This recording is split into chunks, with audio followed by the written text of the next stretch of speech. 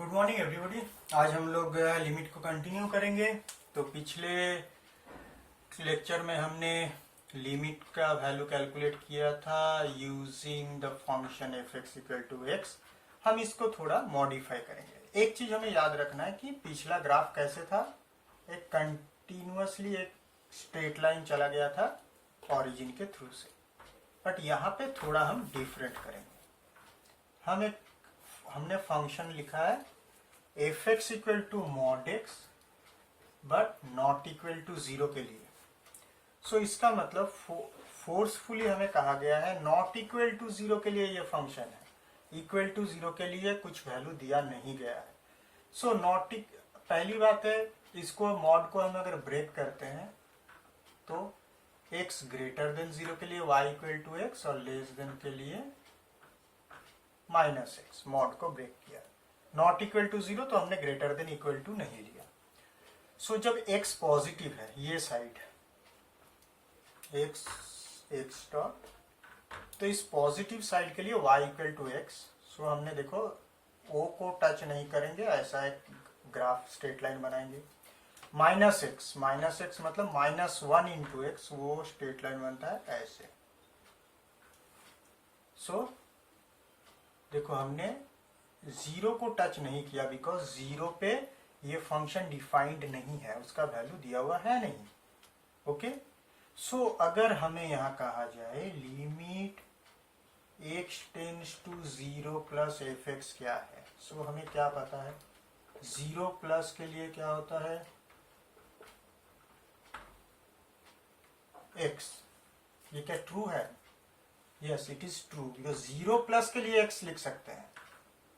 Zero plus मतलब zero के just positive side में है एक वैल्यू x का, वो बहुत छोटा है, जीरो के एकदम पास में है पॉजिटिव साइड में, तब हम x ले सकते हैं। x इक्वल टू जीरो होता तब कुछ नहीं ले सकते। अब क्या है, हमें पता है y इक्वल टू एक्स से क्या पता है, जैसे जैसे x क्लोज आ रहा है y भी छोटा हो रहा है। सो एकदम लिमिट जब बहुत पास आ जाएगा तो दिस इज जीरो, x भी जब जीरो के बहुत पास आ जाएगा तो ये y का वैल्यू भी घटते घटते घटते घटते जीरो हो गया। सिमिलर लॉजिक से हम कह सकते हैं जीरो माइनस, इधर नेगेटिव साइड से जब जीरो के पास जा रहे हैं तो भी इस फंक्शन का वैल्यू जीरो होगा, बट जीरो माइनस से जब जा रहे हैं तो माइनस साइड में क्या डेफिनेशन है, माइनस एक्स, तो एफ एक्स की जगह माइनस एक्स लिखेंगे। बट माइनस एक्स इसलिए लिखें क्योंकि नेगेटिव साइड है, तो ये जैसे जैसे नेगेटिव साइड से हम क्लोज जा रहे हैं, टोटल ये जो डिस्टेंस है ये डिक्रीज हो रहा है। सो एक्स टेंड्स टू बहुत छोटा हो जाएगा तो ये क्या आ जाएगा, ये भी जीरो आ जाएगा, क्योंकि y का ये डिस्टेंस तो छोटा हो रहा है ना। Okay, so this is zero. देखो यहाँ पे एट जीरो हमारे पास कोई वैल्यू नहीं है, बट दोनों का right hand side and left hand side limits are equal. So हम कह सकते हैं at x equal to zero limit exists. ठीक है, लिमिट एग्जिस्ट करता है x इक्वल टू जीरो।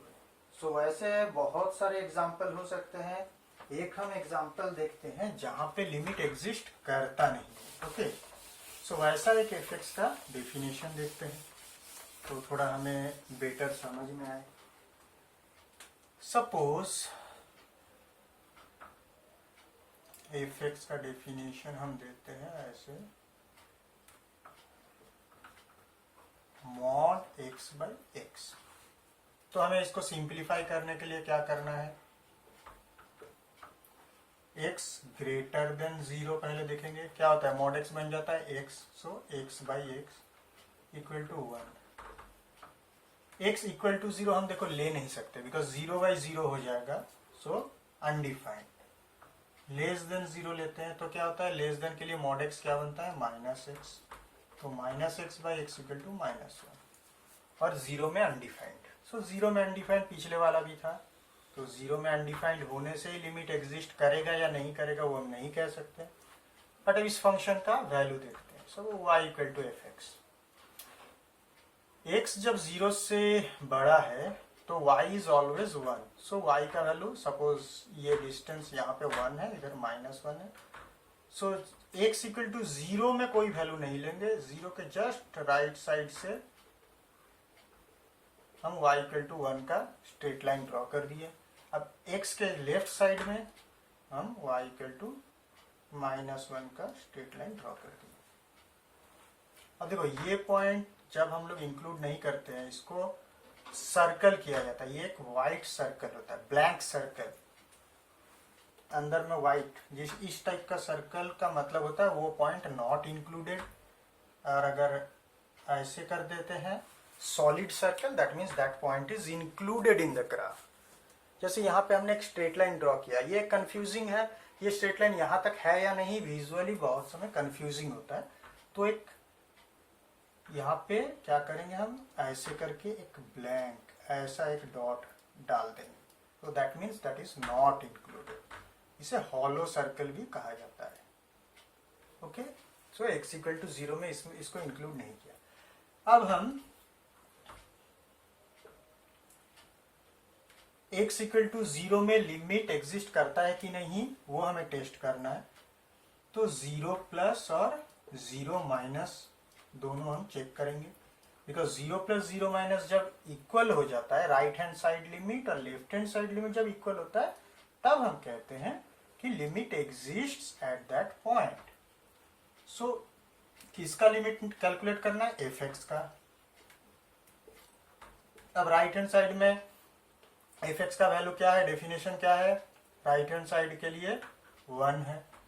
सो ये 1 आ गया, और लेफ्ट हैंड साइड के लिए -1, सो ये -1 आ गया। तो हम देख रहे हैं दीज आर नॉट इक्वल, ये इक्वल नहीं है।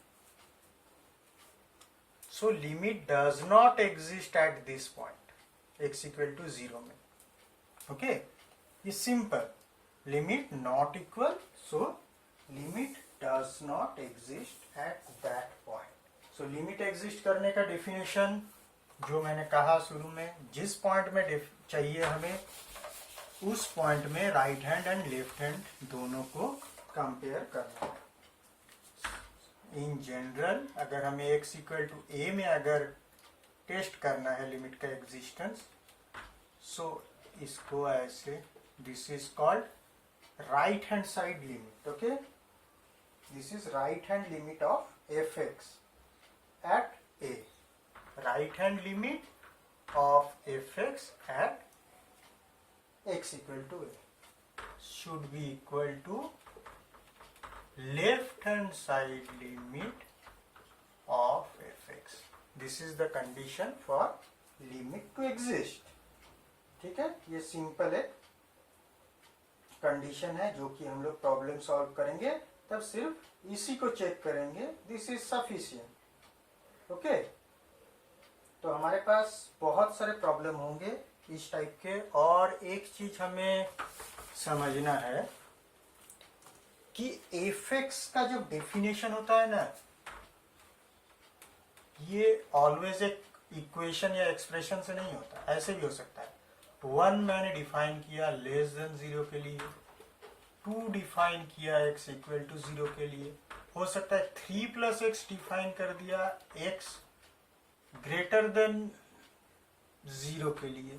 सो इस हिसाब से मैं बहुत सारे वैल्यूज, जैसे x ग्रेटर देन 0 बट मैं x लेस देन 2, इस रेंज में मैंने डिफाइन किया इसको। अब 5 डिफाइन कर दिया x greater than equal to 2 के लिए। तो देखो लेस देन 0 मतलब माइनस इन्फिनिटी तक ये डिफिनेशन है। सो माइनस इन्फिनिटी से इधर एकदम प्लस इन्फिनिटी तक सब डिफाइन कर दी। अगर क्वेश्चन इस टाइप का है, सिर्फ इस टाइप का एक फंक्शन, देखो यहाँ पे function is composed of different parts, अलग अलग इंटरवल में x का अलग अलग एफ(x) के वैल्यू है। ये जरूरी नहीं है कि एक पर्टिकुलर फिक्स्ड एफ(x) का वैल्यू दिया जाए तभी वो एक एफ(x) का डेफिनेशन बनता है। एफ(x) का डेफिनेशन अलग अलग पार्ट में अलग अलग टाइप से ऐसे डिफाइन किया हुआ रह सकता है। सो अगर इस टाइप का प्रॉब्लम आया और हमें कहा गया कि इस फंक्शन का लिमिट का एग्जिस्टेंस टेस्ट करो, कोई पॉइंट नहीं दिया गया कि test whether limit exist at this point, वैसा कुछ भी नहीं है। तो हम क्या करेंगे, जहां जहां ग्राफ चेंज हो रहा है, जहां जहां डेफिनेशन चेंज हो रहा है, जिस जिस पॉइंट में, वहां सिर्फ टेस्ट करेंगे, क्योंकि वही लिमिट का एग्जिस्टेंस चेंज होता है। मतलब अगर डेफिनेशन मेरा simple, suppose f x equal to 1 है x टेंस टू 0 के लिए, तो सपोज ग्राफ में अगर कैसा होता है, ग्राफ में एफ एक्स इक्वल टू 1 मतलब क्या, y equal to 1, x less than 0 के लिए, suppose so left hand side में y इक्वल टू 1 हमने ड्रॉ कर दिया। अब अगर यहाँ समझो -1 है, यहाँ -2 है लेफ्ट हैंड साइड में, तो -1 और -2 में -2 प्लस करो या -2 माइनस करो, वैल्यू तो y इक्वल टू 1 है। Suppose limit x tends to -1 में अगर हम चेक करते हैं तो -1 प्लस चेक करेंगे और -1 माइनस चेक करेंगे एफ एक्स का। सो देखो -1 प्लस में क्या होता है, -1 प्लस मतलब -1 के जस्ट पॉजिटिव साइड में है, मतलब 0 का नेगेटिव वाले डेफिनेशन फॉलो करेगा। सो उसका वैल्यू क्या हुआ, 0 के इसके लिए क्या था 1, सो रिजल्ट 1। अब -1 के जस्ट नेगेटिव साइड में तो भी x लेस देन 0 ही मेन फॉलो कर रहा है, सो ये भी 1। सो इसीलिए जब लेस देन 0 में सारे पॉइंट, इधर कोई भी पॉइंट लो, वो सारे में लिमिट एग्जिस्ट करेंगे, ओके, क्योंकि ये डेफिनेशन सेम है, एफ एक्स का डेफिनेशन सेम है, ओके।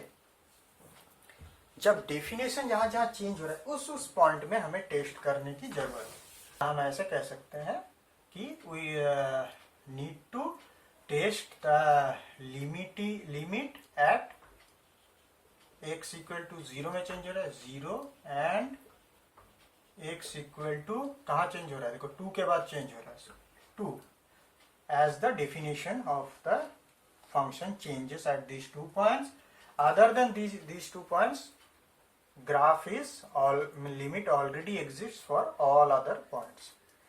अब इन दोनों में हम चेक करते हैं। So limit x tends to 0 plus का डेफिनेशन क्या है, जब एफ एक्स को टेस्ट करते हैं तो क्या है डेफिनेशन, 0 प्लस के लिए ये वाला 0 से बड़ा है, मतलब 0 के जस्ट प्लस में ये फॉलो होगा। So limit x tends to 0 plus this, इसको पुट कर दो अब ये डेफिनेशन लेके, सो 3 प्लस 0 इक्वल टू 3। अब अगर लेफ्ट साइड में देखिए, left hand limit of f x equal to क्या होता है, तो 0 के लेफ्ट हैंड साइड, तो उसका डेफिनेशन क्या हुआ, सो रिजल्ट इज 1। सो देखो नॉट इक्वल टू, सो 0 में लिमिट एग्जिस्ट नहीं करता है। 2 में चेक करें तो 2 प्लस 2 माइनस देंगे, 2 प्लस 2 माइनस, 2 प्लस के लिए डेफिनेशन क्या है, 2 प्लस के लिए 5 इक्वल टू और ग्रेटर देन, दोनों के लिए 5। सो 2 प्लस के लिए हम वैल्यू पुट करेंगे, एफ एक्स का value 5, so result is also 5। 2 minus के लिए फॉलो होगा ये 2 माइनस, सो 3 प्लस एक्स, 2 माइनस ये भी 2 था, सो तो क्या हुआ 2 माइनस 2 का बहुत क्लोज पर जस्ट लेफ्ट साइड में, सपोज 1.999 ऐसा कुछ है तो पुट कर दो। सो 3 प्लस 2 ही पकड़ेंगे उसे, बहुत क्लोज है तो ऑलमोस्ट 2, सो 3 प्लस 2 ये आ गया 5, ठीक है। सो यहाँ इस पॉइंट में दोनों इक्वल हुआ तो 2 पे लिमिट एग्जिस्ट कर रहा है x इक्वल टू 2 में। So the only point in the domain of definition of f x is x equal to 0 at which limit does not exist, ठीक है। तो ये प्रॉब्लम हमने दो टाइप का, दो वैल्यूज को एक साथ लेके, मतलब जहां पे 2 पॉइंट में जहां कर्व का डेफिनेशन चेंज हो रहा है, ऐसे 2 को एक डेफिनेशन में, एफ एक्स का एक डेफिनेशन में, वैसे 2 पॉइंट लेके दोनों का हमने लिमिट को समझ लिया, ओके। सो लिमिट का प्रॉब्लम ये छोड़ के और ज्यादा कुछ टफ नहीं आता है, बस यही टेस्ट करना होता है हमें। अब हम देखेंगे एल्जेब्रा ऑफ लिमिट, ओके, मतलब लिमिट का एडिशन सब्ट्रैक्शन वो सब हम चेक करेंगे, ओके। सो सपोज हमारे पास दो लिमिट है, ठीक है, दो फंक्शन है, उन दोनों फंक्शन के लिमिट है, कोई भी एक arbitrary point x equal to a के अराउंड हम लिख रहे हैं, तो x टेंस टू fx, ये एक लिमिट है, सपोज इसका वैल्यू है l, और एक पॉइंट ले रहे हैं x टेंस और एक फंक्शन ले रहे हैं gx, उसके लिए लिमिटिंग वैल्यू gx का x टेंस टू a पे कितना हो रहा है, सपोज m। सो हमने देखो टेंस टू a लिखा है, मतलब लिमिट एग्जिस्ट करता है, ठीक है। सो पहला बात है एडिशन का रूल देखते हैं, तो इन दोनों फंक्शन का एडिशन का जब लिमिट लेते हैं हम लोग, तो वो क्या होता है, इंडिविजुअली दोनों का लिमिट का एडिशन, fx और gx का जो लिमिटिंग वैल्यू है at x equal to a, उन दोनों का समेशन, ओके। सो वैसे सब्ट्रैक्शन के लिए भी सेम फॉलो होता है, मल्टीप्ले तो 1 और 2, सब्ट्रैक्शन और एडिशन हो गया। अगर मल्टीप्लिकेशन का सोचे तो लिमिट fx इंटू gx का क्या होता है, fx into gx is limit x tends to fx into limit x tends to gx। एक बात ऑलवेज याद रखो, यहाँ पे हम लोग इंडिविजुअल लिमिट में ब्रेक कर पा रहे हैं बिकॉज लिमिट एग्जिस्ट, ये ऑलरेडी एक एग्जाम्पल के बेसिस पे ये अलजेब्रा हो रहा है कि बोथ लिमिट एग्जिस्ट, अगर एक भी एग्जिस्ट नहीं करता है तो ये अलजेब्रा फेल करेगा, ओके। अब है डिवीजन के लिए, limit x tends to a fx by gx, suppose fx by gx, इसका जब लिमिट लेंगे सो ये क्या होता है, इसका लिमिट हमें लेना पड़ेगा by x tends to a gx, इसका लिमिट हमें लेना पड़ेगा।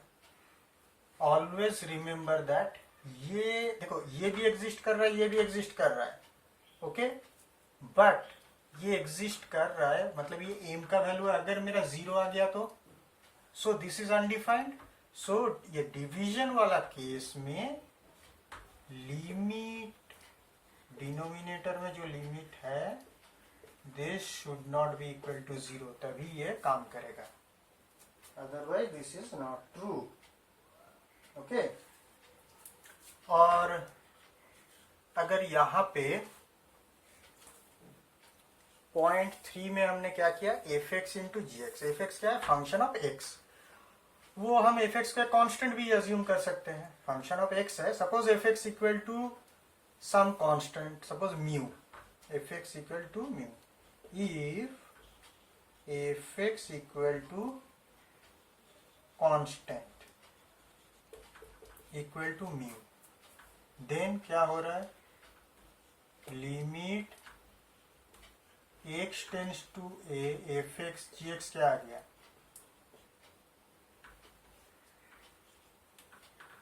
दिस इंटू दिस, सो देखो दिस इज म्यू कांस्टेंट, तो कांस्टेंट का लिमिट लेंगे तो सेम ही वैल्यू है, so this will be mu into x tends to a gx, okay. सो इसीलिए क्या होता है, अगर हमें लिमिट निकालने दिया जाए, सपोज हमने लिमिट x का देखा, अगर मेरे पास ऐसे रहे एक कैलकुलेशन की 5x, इसका लिमिट कैलकुलेट करो, तो this is constant, constant as it is बाहर आ जाएगा, ओनली हमें जो वेरिएबल पार्ट है उसका लिमिट कैलकुलेट करना होता है। अब इसका लिमिट ऑल 0 होता है, इसीलिए 5 इंटू 0 इक्वल टू 0, ठीक है, ऐसे होता है कैलकुलेशन। सो इस लेक्चर में बस इतना ही, लिमिट को और थोड़ा क्लैरिटी से हम नेक्स्ट लेक्चर में समझेंगे, तब तक के लिए थैंक यू।